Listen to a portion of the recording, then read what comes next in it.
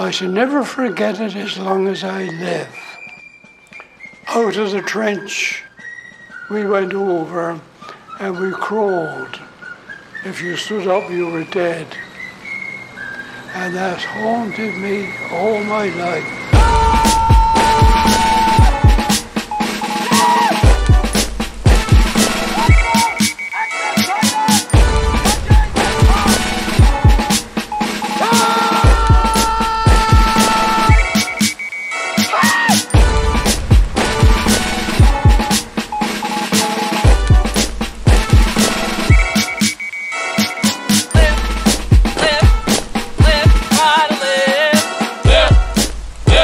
It was only a scratch, really.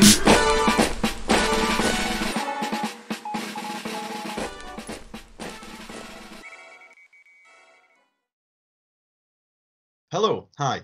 Welcome to 1BB Despatches, the 1BB First World War Airsoft podcast. Today we are joined by Jack and hosted by myself, Matt. Hello. How are you doing, Jack? I'm all right, mate. How are you? I'm all right. This is the first time I've recorded a podcast ever, I think, though I've had many ideas to make one, but they have never ever come to fruition. So it's nice to actually just kind of get pen to paper. And of course, there are 100 at least podcasts about you, but this is the first one of yours. Yeah, well, I once get on a podcast a few times with stories about some very, very sordid things that went on at parties in my youth. On a podcast called The Second Wrong Podcast, I ended up sort of getting a couple of features and episodes there, having phoned in drunk, and they played my calls, which was nice. Although I really feel like anyone who listens to that should sign an NDA agreement, because there is someone who ended up in the news right after that's involved in that story. Oh my god. Yeah, I'll tell you the story once it's, off the record and off air at some point, but it's a fucking... Off air, out of the court. Yeah. So we're going to be doing, kind of a brief summation of what the podcast is going to be about for the most part. We're going to be, discussing all things World War One, in both airsoft, reenactment, and historical stuff. So yeah, we've got kind of a running order sorted. And can you hear me still? Yeah, I can hear you. I'm here. It just came up saying microphone muted there, so yeah, it's because I muted my microphone really quick to cough. But yeah, so I think we best give a quick introduction of ourselves if we shall be hosting the podcast for the foreseeable, so that way you know who we are and it's not just like overhearing two drunk old men in a bus station. Outside Yeah, the door. of course. So, yeah, did you want me to go first? Yeah, who the fuck are you? So my name's Jack. I am the captain of the 1st Battalion Boys, which is WW1 Airsoft team that we set up around this time last year. We're about 30 members at the moment. We have teams for sort of British. We have a German team, which is run by yourself. We have a team for French and Russian and hopefully Italian soon. An American team. I set up the site, the Airsoft site, which will be hosting our specific games up in Manchester, where I currently live. Nice. How about you? Who the fuck are you? I don't remember. You took everything from me. So I'm Matt, or Matthew, whatever one you want to call me, whatever saves most syllables. I am an airsofter, sort of pseudo reenactor who hasn't found a reenactment group yet, a costume designer, and fucking total nerd. I, as you said, run the German team from the 1BB. I joined the team quite early on, I think. I think there was less than 10 members when I got on board. I collect uniforms and militaria, and post a lot of stuff on Instagram. And I do, not presently due to the fucking COVID-19, but I do a lot of costume design and historical advising for theatre and independent film projects as well. Nice. And I should probably just say real quick, because if anyone's listening to this or watching this on YouTube, I am Jack, Sunshine Jack. That's an image of me on the left, and you are Matthew, Uniform Collector, with an image of you on the right, holding a beer. That's me telling people to fuck off, which I very commonly do. Quick plug: you can find my underloved YouTube channel at uniform_collector on YouTube, and at uniform_collector on Instagram as well. And Jack can be found at Sunshine Jack, and also at first_battalion_boys. Boys with a Y and not an I. And that's the only time I've been able to say the words "score boys" in a sentence without getting arrested. So, purpose of the podcast is really just because all of the teammates, we just sort of chat shit in a Facebook group chat anyway. So we thought we'd start doing it over a podcast instead. Yeah. Fuck it, let's monetize it. Yeah. Why chat shit? Not make money out of it. I mean, Piers Morgan to do it. Why the fuck couldn't we? Well, Piers Morgan can do anything. Anything. Is that except be a decent human being? Well, not with that pink shiny face. No. It's the one thing that's getting in this way. It's not the one thing. I'm sure there's a lot of things, but yes, like it's tiny penis. Tiny penis. Yep. Like an acorn glued to the bottom of his torso. Christ. So, you have the running order there. I was going to get it, but due to my abhorrent lack of professionalism, I failed entirely to do so. So I think we'll just start, before we get into the whole sort of shebang. What have you been doing today? Today, funnily enough, I've been working on my rifle. Nice. Which is sat next to me now, so I can look at it lovingly, smell it every so often, taste it if I need to. I made a Lee Speed out of a VSR 11 as one of my COVID-19 projects. Yeah, I mean, the situation with World War I Airsoft and weapons. I mean, we can sort of jump into that now. One of the topics was what distinguishes World War I Airsoft from regular airsoft. We could go straight into. It's one of the common questions, isn't it? What do you do about rifles and things like that? Yeah. Rifles and gear is always for me the most common question is, where do you get your uniforms and how much do they cost? I'm like, yeah. Okay, so, it's like trying to ask, like, how much is a car? Fuck.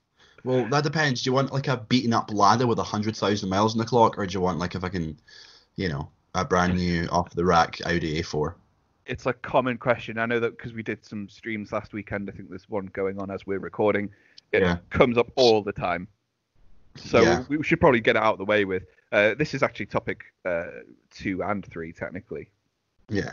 I was gonna say if I had £1 for every time I got asked where I got my uniforms from and how much would they cost, I would be able to probably buy a uniform of nondescript cost. Matthew, where do you get your uniforms from?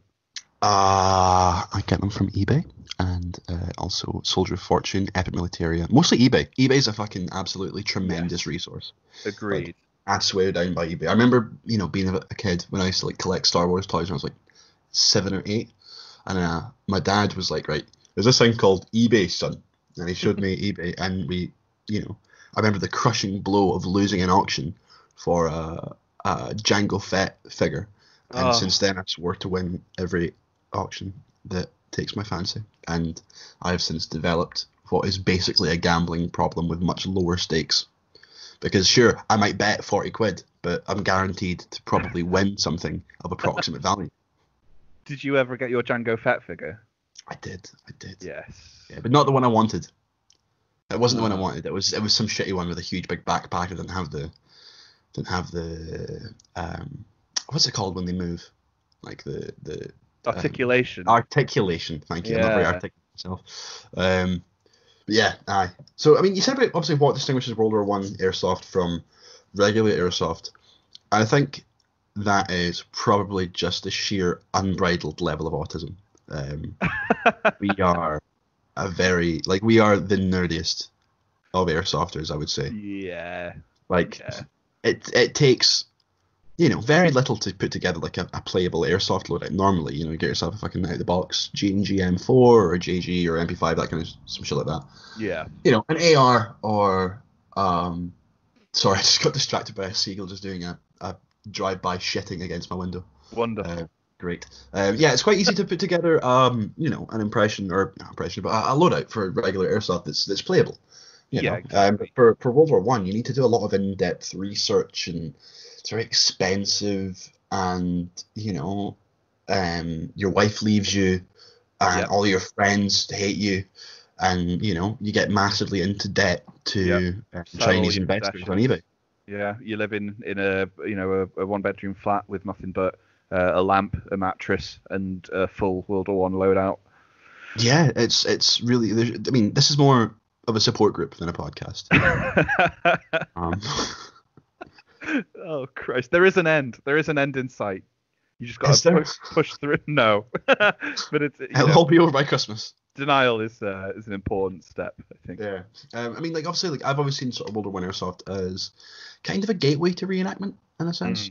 I've loved airsoft for a long time. I started off playing with myself at age 13, like most normal people.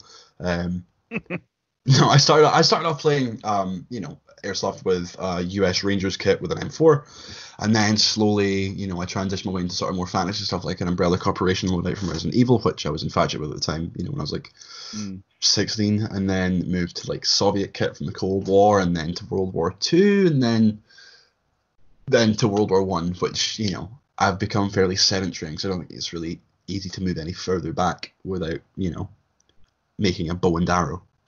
Yeah, and I mean, it's sort of it's the big thing for it, isn't it? It's the natural conclusion to any kind of historical airsoft, let alone the history and all the different aspects of the war itself that make it so fascinating to so many people. Oh yeah. And that's one of the big things in terms of distinguishing it from regular airsoft. Obviously, you're limited in terms of there's not many, if any, automatic rifles or AEGs or anything like that going around. Yeah, which I feel really puts people on a level playing field. Like, there's nothing worse than when you're starting out in airsoft and you're running around with like an out the box J&G Raider M4, which I had and still have. And I like to use it because they're great guns, but it's just out of the box. I've not done any internals. I've put on a holographic sight and a suppressor and a vertical foregrip, but I'm really shit with the whole internals thing. But there's nothing worse than on your first game, running in, and as soon as you get out the spawn area, just getting absolutely fucking shot right in the head by some guy with a $3,000 gun that outranges a fucking ICBM. Yeah. it's but having bolt actions, and everyone having bolt action really sort of, I feel, levels the playing field and allows you to have a bit more of a balanced experience. Definitely, and it certainly it adds to the skill of the game as well, when you can't just sort of shower BBs in a general direction, and you have to pick your shots. And I mean, my first real experience of having an all bolt action game was incredible, and being pinned by a group of guys with nothing but those single shot rifles was a lot scarier than just millions of BBs coming through the trees, because you knew that they were picking those shots and you couldn't just move from behind a tree or from from out a trench. It really was a lot more difficult, a lot more tactical. Flanking plays a much bigger part in it, because again, it's not just a case of spurting fucking pellets everywhere. Yeah, I mean, that's what I love about airsoft, as you can get pinned by a group of guys who are flanking off and spurting everywhere. Like, it really does get one going. Oh yeah, I mean, I've heard you talk about spurting guys all the time. Yeah, just It doesn't stop. It's the only problem with it. It is constant. So you went to the Archangel game. I did, yeah. Which, do you want to quickly just sort of describe what that was? Because I'm still a little unclear, and I've known you for ages now. So Archangel was a real situation in 1919. It was the Allied intervention in the Russian Civil War. So before, right, okay. before the setup of the USSR. Essentially, World War One had just finished. That battle in Russia was still raging on. Churchill very much wanted to help put an end to that. So for a very short period of time, is my understanding, some Americans, I'm not sure about French, certainly some Americans and some British were sent over to assist the White Army in fighting off the communists. Yeah. Archangel is a port town, so that's essentially where they landed. And started the fight from there. So that was the first. It was basically like a little taster for games to come in terms of what mechanics work and what mechanics don't. And it was fantastic. It was incredible. It was in. How many people were there? Not many. It wasn't a big game at all. But it honestly was one of the best games I've played. Yeah. And that is, comparing it to, I don't know, like a 40 player game in the woods somewhere with AEGs, things like that. But because the site, which has got new managers now, so I don't know who owns it or what it's called, is a very large area of farmland in Wales, and it was chucking it down. It was absolutely pissing it down, and the wind was incredible. It was in the middle of a storm. Essentially, we had this game.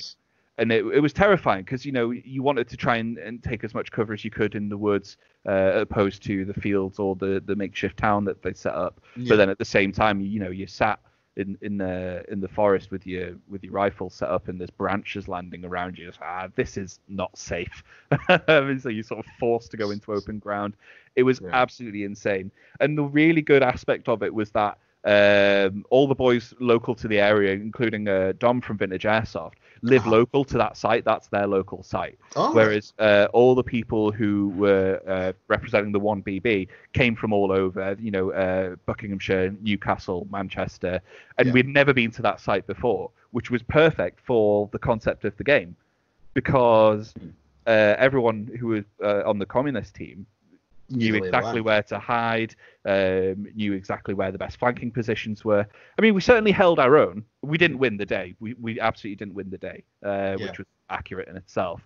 But we really held our own. But it was terrifying because, they could have been anywhere. It was real Viet Cong shit. So, what was the loadouts that the other team was using for the communists? Were they using, early Red Army kits or?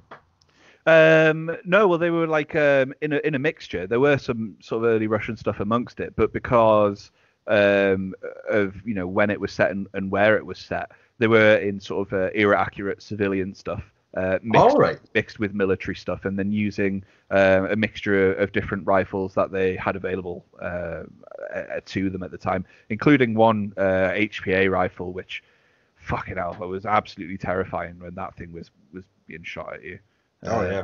Definitely felt it. Bolt action HPA. Yeah. Oh, it was horrific. I've never liked HPA myself, to be honest with you. No, I mean, I'm not. I feel like the having to carry around a big tank, it feels kind of like just using a Nokia 3310. Like, sure, it probably runs better and is more reliable. Yeah. But you've carrying this fucking 10-pound apparatus with you. Yeah. No, well, I know what you mean. And I'm completely against that for immersion sort of sense anyway. Yeah. But, when you've been shot at by one, it is Yeah. I think there's only someone should make an HPA rifle that is the Ghostbusters proton pack, because that would be fucking awesome. That would just be it would just feel right. Mate, I totally have that. Go to one of the many zombie games that they hold, especially around Halloween. That would be incredible. That would be really cool, eh? Yeah, I'm definitely up for that. Yeah. Proton packs are so expensive, though. That's the thing. Well, you could probably just make them out there. Yeah, I mean, they are, you can do it, and there are like kits and parts for it, but even so, you're running up quite a cost. Yeah. It's the same as Star Wars stuff. As soon as you say Star Wars or Ghostbusters, you add a couple of zeros to the end. Yeah. Of the price Same tag. with like wedding as well. If you know. Yes. Yeah. So good thing that due to COVID-19, my Star Wars Ghostbusters wedding has been called off, and it's saved me a fucking fortune. Oh, that's a shame. Who are you gonna call? Luke Skywalker. It's great. It infringes so many copyrights. Unreal. And all the main characters from the original films come like walking down the aisle, but in the style of the real Ghostbusters cartoon intro. With like, kicking their feet up. Yeah. I mean, we've exhumed Carrie Fisher's corpse. Oh my god. Just wheeling her down there. And then we just force Mark Hamill to make out with it. It's true to life. True to life. Oh, well, I was looking forward to it. So yeah, like I mean, I think in terms of like sort of the main difference between WW1 Airsoft and regular Airsoft is the experience. Yeah, definitely. Because it's fair enough to say like all the uniforms or the guns but they all cumulatively build to a difference and a variance in experience. Yeah, and this is why we label it as LARPsoft as well. Yeah. We could have called it Milsim, we could have called it Film Sim, but because of Call it what sim? Sorry. Film Sim. Oh, yeah. Sorry, I didn't really hear what you said. Oh, that's all right. Because we could have gone down that route very easily, certainly down the Film Sim route, but the war itself already has this sort of aura around it, this feeling around it that we really want to try and recreate. Yeah. Things like gas is probably the best example of how that works. And whenever I've sort of really studied it in terms of how it's going to work, the thing in the back of my mind is always, how can I make this as terrifying as possible?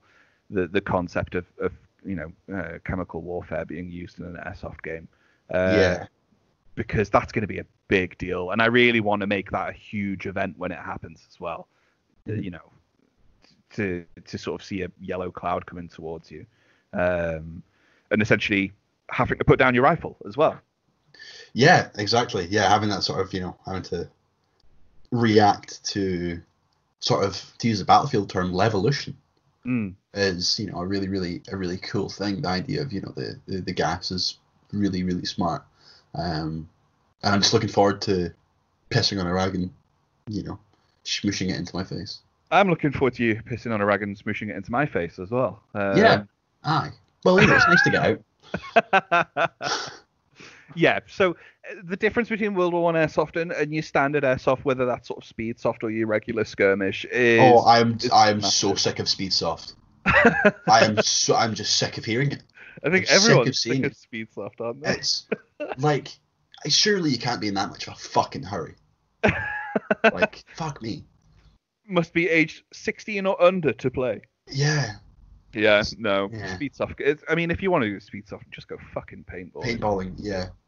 To be fair, right? To be fair, I think because you do get in reenactment, one of the big things you find on like Farb Fest is always that people like, oh, this guy can't be a fucking Fallschirmjäger. He weighs about 45 stone, and that famous photo of the guy whose neck just blends into his Fallschirmjäger smock. And there is sort of this culture, heavier set men in reenactment. Whereas I find that you've got to be in like some fucking peak physical condition to do Speedsoft. If you're you need to be like in really, really good shape for that. Which it becomes more. I don't know. I feel like Speedsoft is more of a sport than regular Airsoft. But also, if I wanted to play sports, I'd play rugby. I mean, I was talking to Kevin recently, and having said that, I mean, if you think about the average age of our team, it's probably significantly less than most Airsoft teams, professional or amateur. I think our average age is going to be, 20, mid-20s?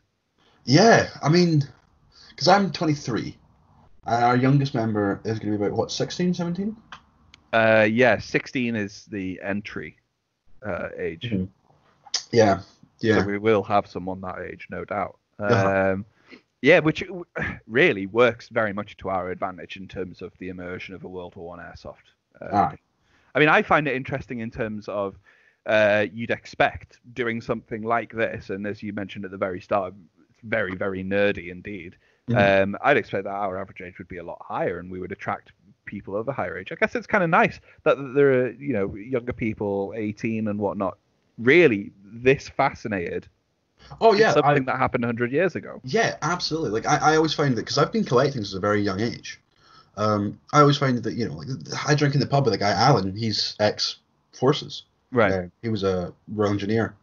Was in the army for a long time, and he did reenactment for. I think he did Volksgrenadier and Second Panzer Division Das Reich or Totenkopf when he was like about sort of 18 to 20, and then at 20 he packed it in, stopped reenactment, and joined the army, and came back out, and then hasn't reenacted since, and he's only now getting back to reenactment, and he's 54, I think 53. Right.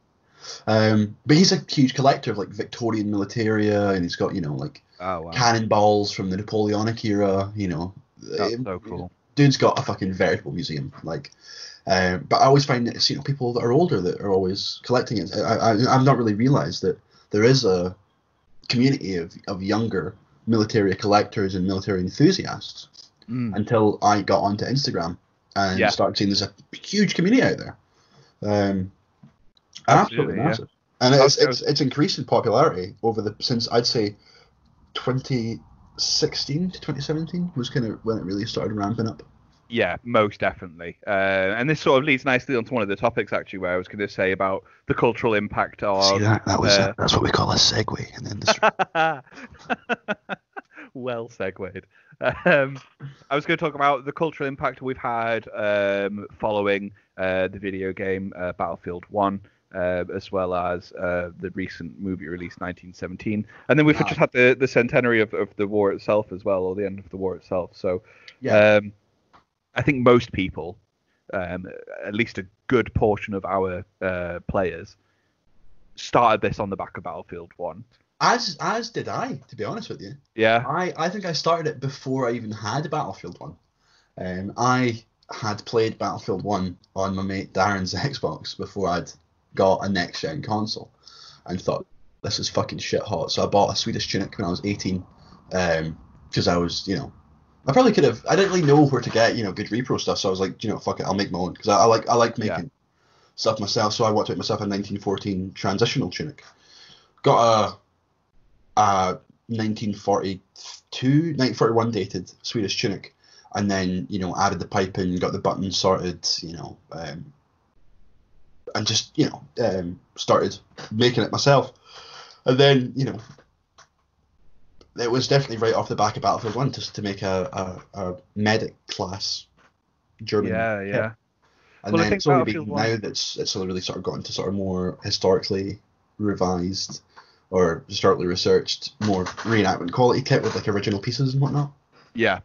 Well, I think Battlefield 1, the big effect that it had, and I'm not saying that it's accurate, because we all know Battlefield 1 isn't accurate, but it does nod towards either the very early on in the war or very late on in the war, that it wasn't stuck in the trenches. It wasn't always that stale. Yeah, it wasn't a static conflict. No, especially towards the end, more so towards the end than at the start, I think. Yeah. Because then you had the bark and bite tactics, or more skirmishes and raids, things like that. Yeah, especially when Operation Michael launched in 18, when you had the sort of the real sort of heyday of the Sturstruppen. Yes, yeah. And then even beyond that, when the war, when the lines started moving much more significantly, and you started seeing more like urban combat and things like that. It really did move. That's and the thing that I loved about the Battlefield 1 was it went to the Russian Civil War, which I'm now a history student. I study at the university studying film and history. And I was pretty unaware of what happened in the Russian Civil War. I just knew that Russia had sort of changed hands. It was an October Revolution in 1917, and it wasn't until Battlefield really started sort of like putting that forward that I started doing the research into it. I feel that Battlefield gives you a good coverage, but prompts you to research more. Oh, absolutely. Except for Battlefield 5, which has dropped the fucking ball massively, and I'm very disappointed in them all. Well, the less we talk about Battlefield 5, the better, I think. Yeah, I mean they've stopped support as of June, and we're getting no more content. Really? Yeah, mate, they've dropped the ball so bad. They're just like, yeah, fucked it. We'll see you 2021 for the next one. Really? Oh my days! I had no idea. I thought they were going to be doing Russians and everything. Yeah, but like, no Russians, no more chapters. What you've got now is that's your lot. Oh Christ! So yeah, they've really fucked us. Well, of course they did. It was an absolute shit show, especially in comparison to coming off the back of something like Battlefield 1, which I know that not everyone loved it, but it was a success. I know that the servers, are still running today. Battlefield 5, they went the wrong way. They tried to make it a bit too Call of Duty, as far as I'm concerned. Yeah, and then Call of Duty showed up and was fucking awesome. See, I've not played the new one yet. Tremendous. Cross-platform. Really? So if you download the Warzone, just the Battle Royale, I'll probably get you for a game. Cross-platform at some point. It's really good fun. Handles really well. I'm playing a lot of Hell Let Loose is my go-to at the moment. Yeah, I just wish I had a better PC. Well, I need to get a better wireless key or run an Ethernet cable. I don't know what it says about me. Maybe I'm some kind of sadomasochist that I just like being shouted at by everyone when I'm a squad leader on Hell Let Loose. Yeah. Really into that Mildom scenario. Mildom. Christ. But no, it is a fantastic game. There's an update coming out in 4 days. I think this is 26th of April at the moment. Nice. So Battlefield 1 I found really got a lot of people into it. You had people like WW1 Airsoft, who's quite a prominent Instagram dude, who turns out, right, I posted my video I posted like a YouTube loadout work in progress video of my World War One German kit on YouTube. Right. And then WW1 Airsoft seen that, started his. By this point, I'd sort of stopped working on mine. And then it wasn't until I was at work one day, and I was just sort of like avoiding doing any work, so I was just like surfing on Reddit, and I seen photos of his kit in progress, and I was like, fuck, I better finish mine. So he seen mine and went, I'm going to start one. And then I seen his and went, I'm going to finish mine. So he's now the biggest WW1 Airsofter, I think, worldwide in terms of following. He's got like 50,000 followers on Instagram. Yeah. And it was inadvertently me who influenced him to start it, which is a weird and very, very obscure claim to fame. Yeah. Yeah. But it says a lot about the community in general. Yeah, it's all very, very incestuous and interwoven. Very incestuous. Yeah, it's lovely. Mm-hmm. Nothing like a bit of incest in the morning. I know. I've seen your Pornhub history. Told you that in confidence. But yeah, no, the community is really good. But see, have you noticed any increase after 1917? Because I've not noticed a tremendous amount after 1917, but I've not really been. I think 1917 didn't do as much as Battlefield 1 for the theme, but I think it did bring people back.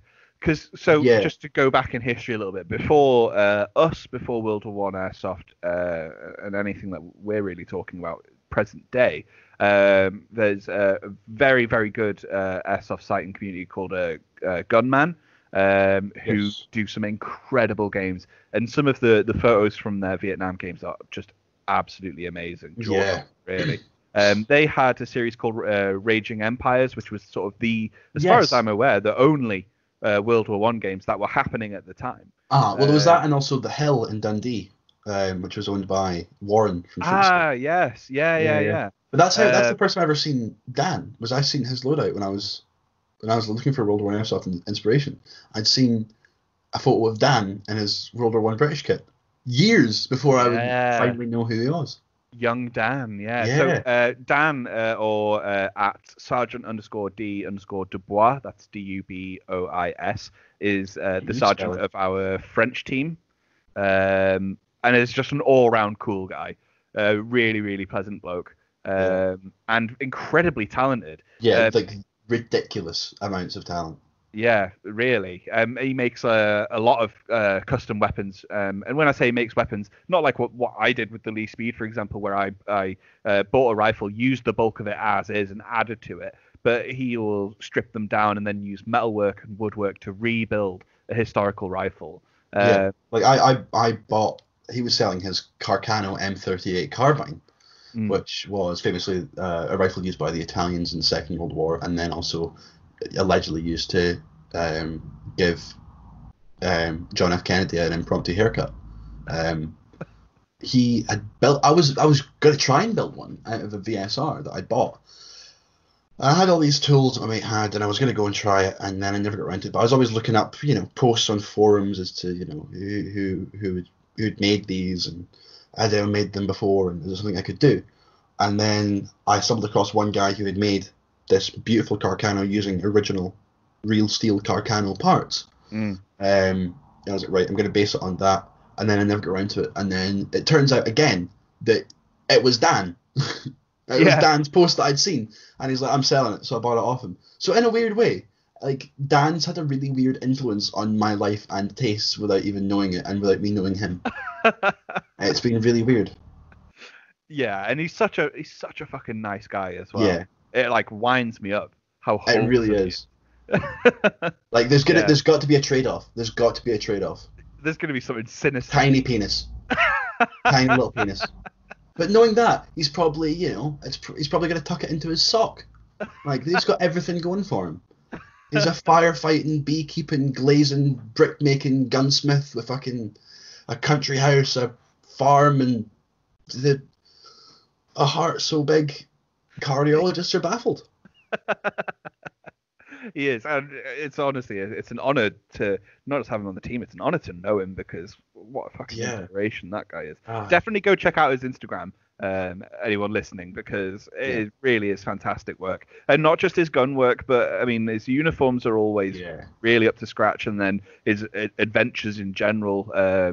Where is it that he went walking? Can you remember? He took a pair of Swiss 1944 dated hobnail boots and hiked across the Pyrenees.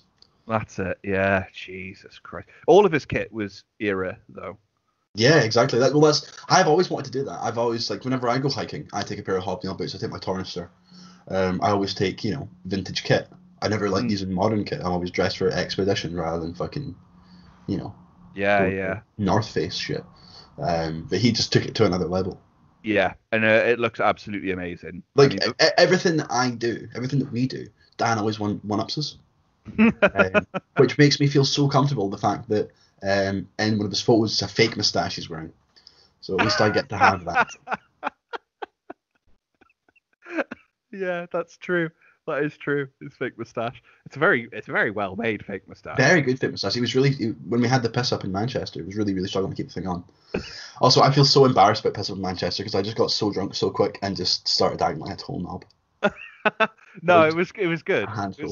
So this was last year. Myself, Matthew, Dan, and our Lieutenant Henry all came to Manchester, and we put on our. Was it Halloween night or the night before or after Halloween? We got our uniforms on and went out into the city and just got very. I think it was hold on.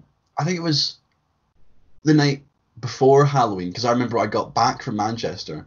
I wrote and submitted an essay on the train back up, and as soon as the train. I was still on the train, cracked up the bottle of Buckfast on the train, got into Stirling, dropped off my kit bag, finished the bottle of Buckfast, put on another Halloween costume, went to a rave in a barn.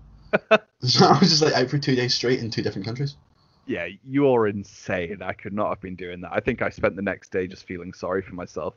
It was good, though. It was really good. And other people seemed to like it as well. Strangers that we met. Yeah, that woman who was a school teacher that kept trying to take me home. Yep. But she lost. I took you home. Well, no, you didn't. I showed up back at yours at 4 a.m. really drunk, having nearly got stabbed. That's right. You came crawling back. Back. And I answered the door with my hair curlers in and rolling pin. Rolling pin. What time do you call this? You're waking up the whole street. Why is that lipstick on the collar of your chin? No, it was really good. And this sort of harks back to the discussion about the community as well, in that we were 4 guys who sort of knew each other from Instagram. We'd all joined this team, but because we're all so spread out, we talked a lot, but hadn't really formally met. And then within seconds of meeting each other, it was like we'd known each other for years. It was Yeah. incredible, and it is That's why I would like to give the advice to all children that are listening is always meet up with random people you meet. Always meet up with older gentlemen that you find online. Always meet up with Matthew when you It find works him out online. 100% of the time. Absolutely. I mean, as soon as you sign that NDA, it's smooth sailing. Christ, I feel a lawsuit coming on. When do we start the 1BB legal team? Straight away, as soon as this stops recording. Not risking anything at this rate. Jesus. Yeah, when you said about 1917, obviously it got people back into it. That's kind of what I felt. Is it like, I feel like obviously 1917 was more. I felt like it was less to get, or it got people less drawn into it, like from a new perspective, but it reinforced those who were sort of into it already. It was more like fan service. Yeah, definitely. Because sorry, that was my original point. Jesus, what a tangent. It's okay. I'll keep track. Episode 1. So 1917, as you say, it brought people back because I noticed that. I also run a WW1 Airsoft UK group on Facebook, and I noticed that a lot of people who were coming into that post 1917 being released were people who either had played Raging Empires or were people who were playing Airsoft around that era. So people who'd previously been aware of it. And it was really good. It was good because, again, you're seeing a lot more kits, a lot more people from the UK because of the nature of the film itself. I think the one thing that we had recently that didn't have a significant impact, sadly, was the centenary. I thought that was going to be a lot bigger for the theme than it actually turned out to be. Yeah, I was quite lucky with the centenary. I was on set for a short film, set in World War One on the centenary, which was lucky, but also really boring because I was about doing like a reenactment event. I was like, yeah, this is great. I'm putting other people in uniforms, but I want to be in uniform, fucking do the main thing. Yeah, I think. Sorry, I got distracted because the guy who's making the music just sent me a rough cut of the jingle. Oh yeah, send me that afterwards. It sounds really cool. It sounds really cool. I've listened to don't. 26 seconds of it so far. Don't build my hype. Not yet. Yeah, I mean, tell you what, one thing that was cool about it was I can't remember what they named the piece where they had gentlemen dress up in the full kit and stand in city centres. I know they were at Manchester Piccadilly, and I think there was a few in London as well. Yeah, I think it was to commemorate the song. Ah, was it? Okay, that was fantastic. It was really upsetting as well. Did you experience any of that? Not tremendously, no. I think because I don't think it really came to Scotland, to be honest. So in 2016, I think when I was doing things, that was 4 years ago. The really upsetting aspect of it was that you'd go up to these guys, or people would go up to these guys in the kit who were usually just sort of sat around and like eating bread and things like that, or just sleeping or smoking. And you'd want to ask them loads of questions, and people often would say like, "Oh, what's this for? Who are you supposed to be?" And all this kind of stuff. And they wouldn't answer you. They wouldn't speak to you. They just pass you like a card that would say the name of the person they were supposed to be, the year they were born, and the year that they died. Yeah. And that was it. They just hand you this card and then go back to smoking their cigarette or back to sleep or eating their bread. And it was just because it was so quiet. It was really eerie and really, really beautifully done. I can't remember who had arranged that, but I remember reading a lot. Well, I know there was a lot of right at the time that there. I think it must have been 2016 as well. The military would actually send currently serving soldiers that were in barracks. They'd put them in World War One uniforms. They'd have them parade. It was Jeremy Deller. Who? Jeremy Deller is an artist. He's a really cool guy. I've met him. Right. I was trying to think of some more of his work. He did a really cool thing where he took a car that was bombed on the motorway coming out of Baghdad by the Americans, and he took it on tour around America. Oh, wow. And so that people could come and talk about it. But he also had with him, I think this could be wrong, and I apologize in advance if it is. I think he had the head lecturer or head of the course for religious history from Baghdad University All right. Yeah, with yeah. him. So you'd have these people, coming up and talking about it, and unfortunately sometimes saying these horrific things about the war itself or about the Iraqi people, and this guy would just be able to educate them. It was really, really good. He's a really good artist. Jeremy Della, would highly recommend checking him out. He's done some amazing work. I mean, at least we're here because we're here, it says. I don't know if he just did a short film about it or if he helped set it up. I had a quick Google. Yeah. But yeah, that was very, very cool. This is the thing with World War One. I think we're quite lucky, at least in Britain, is that it's always going to be a thing culturally. Because so much from the war had such a social and an industrial impact on our little island anyway. Yeah, I think that is fading with younger generations, though. A lot of people, that were born sort of post 2005, they're like, 15, 16 these days. Which frankly is disgusting that someone born in 2005 is like 15. I feel abhorrent and old and in the way. Yeah. I feel so old and in the way. Yeah, like they don't just straight up just don't know about it at all. And I'm going to sound like a total fucking boomer, but I didn't grow up with Facebook. I grew up with fucking the History Channel and shit like that. I mean, I've got to be honest with you. When you were saying earlier, in terms of getting into World War One we were talking about Battlefield 1 and all this kind of thing, I had a moment of realization where I didn't know a lot about the war. This is how I came into it. In that whenever I go out and I buy a book to learn about any kind of conflict, it's usually because I have this moment of realization where, shit, they didn't teach us anything about this really. Yeah. And World War One, they taught us poetry, and that's about it. And even then, it was pretty much the same. Yeah, it was just prominent poets as well. So it wasn't even some of so many pieces of good poetry from the war. They taught us about the poetry and then swiftly moved on. Didn't really go into any depth in terms of how the war started and things like that. So for me, that was it. It was a case of, well, for some reason, I don't know anything about this, and I really feel like I should. I just bought a shit ton of books and did a lot of reading about it.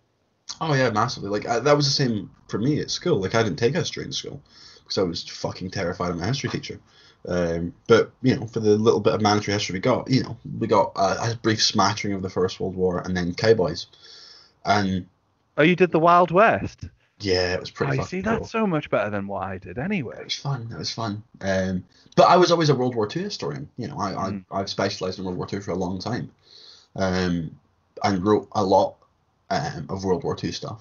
And it wasn't until Battlefield 1 I was like, fuck, I actually know very little about this conflict. Yeah. And the uniforms are stunning. I obviously doing costume, I do like, military costume, contemporary costuming, and historical costuming, sort of like vintage civilian wear for, theatre projects and short film and whatnot. So for me, from the aesthetic point of view, I was like, I need to learn about this. Because I find it's fascinating because it's where the old world meets the new. Yes, I was going to say, yeah. So, I mean, the aesthetics of those uniforms is just fantastic. And it really is, it's the height of post-Victorian military, at least for the British. I mean, it works across the continent in terms of how the empires work and things like that. Because it was, your first real move away from the red tunics and things like that, and all that happened around the time of Queen Victoria's death or shortly after. And then, I don't think we need to go into a lot of detail, at least this episode, about how the war changed how we see war in general because of the Industrial Revolution and all this kind of thing that I'd love to talk about in a later episode. So yeah, aesthetically, I mean, you had, like I mentioned there, the uniforms moving away from red tunics to sort of the khakis but keeping the brass buttons and things like that. Yeah. Oh, really, really beautiful. And I want to use this to segue over to one of the other topics which we slightly touched on in terms of how to go about building a World War I impression. For me, and it stays my recommendation to anyone interested in getting in it is a case of, first of all, which military inspires you? Who is it that you want to be playing as? Do you want a French uniform? Do you want a British uniform? And then when you've done that, it's just a case of gather all the photos you can. And you don't need to. I know a lot of people will go for specific regiments. We know a few people who base their uniforms on, who their ancestors fought with and things like that. Personally, I would say have a look into how do you usually play airsoft? Are you quite offensive? Are you quite defensive? And then consider how that would translate over to the Great War, and then do your research in terms of gathering photos. Just try, if you can, to avoid the mistake of, oh, this guy's wearing corduroy trousers, and then this photo from 2 years later, this guy's wearing a top hat, so I'll do both, that kind of thing. But that's my recommendation, personally, as to how to go about it. And then you can start, once you pick across these pieces of kit, you can start researching further through things like the Osprey books, and then getting yourself on eBay and really digging deep into what's out there. Yeah, no, absolutely. It does require a lot of research. That was, I think, one of the problems that I actually had to spend so much money was because I bought without doing research, and then had to go, fuck, I need to buy again because I've not done the research. I've bought the wrong thing. I've not bought, Gavera 98 pouches. I bought Car 98 pouches with the wrong size, and I bought a post-war bread bag and a Swedish canteen, which I still have and have not had to. I've still not actually made them more historically accurate, but I was using Africa Corps Y straps when I should have been using a bread bag strap, and it's buy right or buy twice. But with the fact that I collect everything anyway, if I have to buy twice, so fuck. At least I've got more stuff now. The more stuff I have in inventory, the better productions I can take on. Plus, I mean, if you're going to do World War I Airsoft, you're already some form of amateur historian, aren't you? You're already some kind of nerd. And by having that stuff personally, just to study it and to look at it and see how that developed. I mean, we're talking about people who, like me, are subscribers to Forgotten Weapons and enjoy seeing how. I've actually got a photo of Gun Jesus on my wall. Do you actually? It's the one where he's dressed as Jesus with a thorn crown. And it says, no. I am the way and the light, except occasionally the light is muzzle flash. That's incredible. I had no idea you had that. Yeah, I love Ian McCullum. He's such a cool guy. I watched the episode, the Pistola Pressing, which is like the Spanish two-shot pistol that fit in a glasses case. Have you seen that? Yeah. Oh, nice. And just the little intro to it where he's trying to read what's on his notepad. I was like, oh, I need my glasses. Wait a minute, these aren't glasses. This is a gun. I love it. Such a dude. For me, the biggest head fuck was when he disassembled the HK G11, the Kraut Space Magic. Oh my god. It's mental. The mechanism on that thing. Yeah, it reminded me of the Doctor Who episode where you've got the clockwork, French dudes. Yeah. It's like if you pipe one of them into a sort of bullpup caseless 5.7 firearm. That thing is incredible, though. It really is. I hope they take another crack at it. I hope even if it's just some independent contractor or someone has another crack at it, because it would be incredible. Just like when he takes off the actual body, though, and I just feel like there was Jesus, there's a lot of wasted space on that thing. Oh yeah, hugely. But that works for sound dampening and recoil absorption, which is great. Ah, okay, right, got you. An incredible piece of work that thing was. Yeah, what I would love to see is an airsoft version. Oh yeah, Oh yeah, absolutely, absolutely. I would shit in my pants repeatedly. Wow. There would not be enough boxers to contain. Oh, Forgotten Weapons. Yeah, it's an absolute savior. Whenever I'm doing any kind of leathercraft or any kind of sewing or building. Yeah, pop them on. Yeah, Forgotten Weapons goes on. Did you watch Sea and Arsenal? No. The Great War work quite closely with Sea and Arsenal, and they do Weapons of the Great War. And they do I know him. Is it? Yeah. Matthias. The trucker cap and the beard. Yeah. Yeah, they're I need to watch really, more of that. Oh, they're fantastic. They do really, really in-depth looks at very rare and obscure rifles specifically used in the Great War.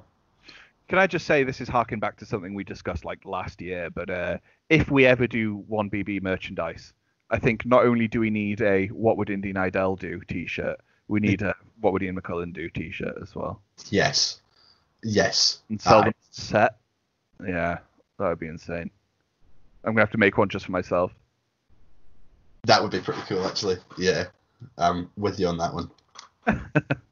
I think we've covered everything that we wanted to on this episode. Anyway, we'll certainly do more. Yeah. Well, I'm sure, was there not another couple of topics that we had? We spoke about the cultural impact of Battlefield 1, 1917 and the centenary, how it affected the theme. We spoke about what distinguishes World War I Airsoft from your regular Airsoft. We spoke about our community, and we spoke about building your own impression. That's the 4 things that we had set up for today, because really, I think it was just a case of, getting them out the way, because they're the most commonly asked questions for us anyway. Yeah, that's fair. Well, aye, grand. That'll act as a little thesaurus. But no, hold on. A thesaurus is when, that's for synonyms. An index. Index, yeah. Nice. I like it. I know. I'm excited to see where World War I Airsoft's going to go. I'm just really hoping that once coronavirus lockdowns lift, that we can really get fired into more events. And, I'd like for us to be able to attend, the Yorkshire Wartime event or War and Peace, that kind of thing. A big group excursion. Like, get all the boys down. Yeah, definitely. Well, I mean, I think that the effect of, the coronavirus and lockdown being completed, finished, whatever, I think the effect of that is going to be people are itching to get out to games. Fuck yeah. At least from people I've spoke to. So, who knows? It should be good. We have a game currently penciled in for 30th of May, which is our sort of hopeful target for when the lockdown is over so we can get going. That's going to be our post-apocalyptic game, which essentially is our big jump into LARPsoft and what LARPsoft is. So there's elements of RP, but at the same time, we're really pushing the mechanics of World War Airsoft as much as we can. I think that is mentioned on not only the various Instagram accounts we have, but on the Facebook page, World War I Airsoft UK, if anyone's interested in that. Yeah, no, absolutely. I think as well, this is a fantastic time to really start getting your kit together and polishing the kit that you do have. Yeah. Today I finished my World War One German general's uniform. And it's beautiful. Which I made out of an old East German tunic, just out of boredom. Yeah. So I had nothing going else. I've been working my World War One British kit, working my World War One German kit, sorting out my tornister. You've been sorting out your tornister, which has been a big thing, which we'll probably talk about in another episode. You have restoring the original kit and using the original kit. That'd be a good theme, yeah. That would be a pretty decent theme. Another podcast to check out if you're interested is the Reenactors Corner, which is a really wonderful podcast hosted by a Norwegian dude and a Yank who both do World War II German reenacting. And there's a lot of parallels between First and Second World War reenacting and First and Second World War airsoft as well, depending on obviously how realistic you want to get with things. But the LARPsoft thing that obviously we're going to do, where it is more immersive and having that sort of self-sufficiency. They cover a lot of really good topics on that. In fact, the most recent episode is about being self-sufficient, so it gives me a lot of insight into what we could potentially do with events in the future. I'm going to check that out. Are you listeners? They're all saying yeah, or fuck off, or. I mean, going by the convention of Disney cartoons and Dora the Explorer. I know that test audiences 100% will go, yeah, when prompted. Good. Exactly what I wanted. Perfect. One last thing that I wanted to say really quick. I mean, obviously, we're going to be doing more episodes. We're going to cover more topics, and hopefully, as we go on, they might become a bit more informal once we cover the topics that people want to, really get down and done, like today's episode. send in your questions if you have any. If there's anything that you wanted to ask us or anything that you want us to cover, I suppose this is going on YouTube first and foremost. So leave a comment below. Leave a comment below. Ring that Like bell. and Like and subscribe. It means a lot and all that kind of stuff. Or you can find us on Instagram and message us there. Yeah, we're all over the place on social media. We're all over the place. We're very unprofessional. Very unprofessional. We're all just drunks. All drunks. Right now I'm on heroin. Oh, nice. Snap. Yeah, trying it for the first time today. So far, Nice. so good. Nice. Gonna get more. That's one thing I've noticed. That's the thing with heroin. It is rather moreish. It is very moreish. Yeah, I mean, Yeah. I've had my first one today. I'm already looking forward to my next hit. Well, see, that's how they get you. The first one's free. They're as bad as Morrison's. Oh. Anyway. But yeah, thank you very much for having me. This was cool. My pleasure. And we shall have you back for the next one, I assume. Ooh, lovely. Lovely. Rad. Excellent. Well, thanks for listening. And who is phoning me on Facebook? Why is this happening? Go away, father. Oh, goddamn. I can't do anything right now. That's all right. I'm gonna go. There we go. Sorted. Right. Managed to cut him off. I will see you next time. Right. I'll see you in a week or two. Bye. Bye.